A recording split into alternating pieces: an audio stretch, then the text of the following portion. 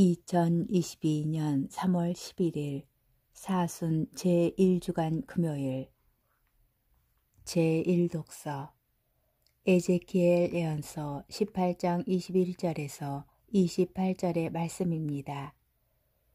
주 하느님께서 이렇게 말씀하신다.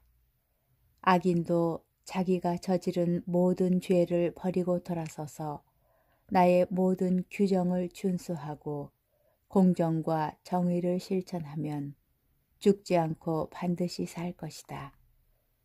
그가 저지른 모든 죄악은 더 이상 기억되지 않고 자기가 실천한 정의 때문에 살 것이다. 내가 정말 기뻐하는 것이 악인의 죽음이겠느냐? 주 하느님의 말이다. 악인이 자기가 걸어온 길을 버리고 돌아서서 사는 것이 아니겠느냐?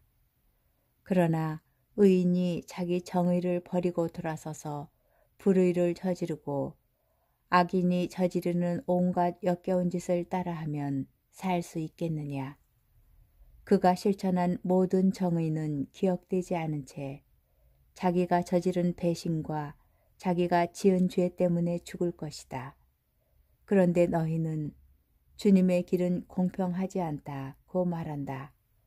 이스라엘 집안아 들어보아라. 내 길이 공평하지 않다는 말이냐? 오히려 너희의 길이 공평하지 않은 것 아니냐? 의인이 자기 정의를 버리고 돌아서서 불의를 저지르면 그것 때문에 죽을 것이다. 자기가 저지른 불의 때문에 죽는 것이다. 그러나 악인이라도 자기가 저지른 죄악을 버리고 돌아서서 공정과 정의를 실천하면 그는 자기 목숨을 살릴 것이다. 자기가 저지른 모든 죄악을 생각하고 그 죄악에서 돌아서면 그는 죽지 않고 반드시 살 것이다. 주님의 말씀입니다. 복음, 마테오 복음 5장 20절에서 26절의 말씀입니다. 그때 예수님께서 제자들에게 말씀하셨다. 너희의 의로움이 율법 학자들과 바리사이들의 의로움을 능가하지 않으면 결코 하늘나라에 들어가지 못할 것이다. 살인해서는 안 된다. 살인한 자는 재판에 넘겨진다고 옛사람들에게 이르신 말씀을 너희는 들었다. 그러나 나는 너희에게 말한다.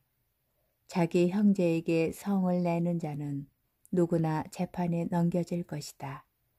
그리고 자기 형제에게 바보라고 하는 자는 최고 의회에 넘겨지고 멍청이라고 하는 자는 불붙는 지옥에 넘겨질 것이다. 그러므로 내가 제단에 예물을 바치려고 하다가 거기에서 형제가 너에게 원망을 품고 있는 것이 생각나거든 예물을 거기 제단 앞에 놓아두고 물러가 먼저 그 형제와 화해하여라. 그런 다음에 돌아와서 예물을 바쳐라. 너를 고소한 자와 함께 법정으로 가는 도중에 얼른 타협하여라. 그러지 않으면 고소한 자가 너를 재판관에게 넘기고 재판관은 너를 형리에게 넘겨 네가 감옥에 갇힐 것이다. 내가 진실로 너에게 말한다.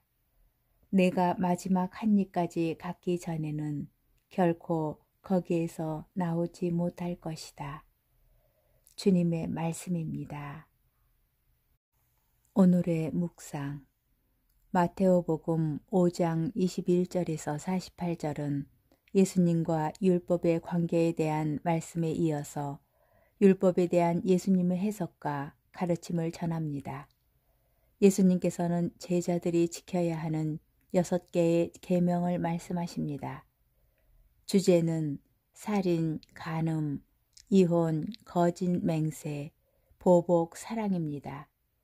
예수님께서는 구약의 율법 규정을 제시하시고 이어서 각 율법 조문에 대한 해석을 새롭게 제시하십니다. 이로써 예수님께서는 유다교 전통을 받아들이시면서 또한 제자들에게 율법의 근본 정신, 곧 율법 안에 담긴 하느님의 뜻을 찾고 그것을 삶 속에서 구체적으로 실천하도록 요청하십니다. 제자들이 예수님의 가르침에 따라 율법 규정을 준수해야 하는 이유는 하늘나라에 들어가기 위함입니다. 예수님께서는 살인 금지에 관한 율법의 가르침과 규정 위반에 따른 결과를 설명하십니다.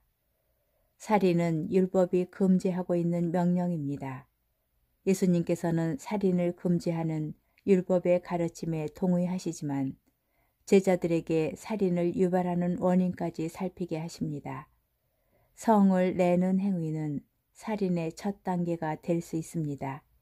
살인과 성냄의 대조는 예수님께서 율법을 폐지하러 오신 것이 아니라 근본적으로 완성하러 오셨음을 확인시켜 줍니다. 오늘 복음에서 언급된 율법의 요점은 인간관계와 관련됩니다.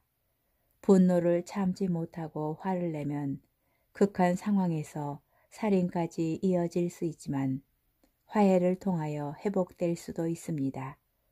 예수님께서는 살인이라는 죄의 뿌리를 볼 수 있도록 인내하시면서 한편으로는 화해함으로써 인간관계를 회복하도록 요청하십니다.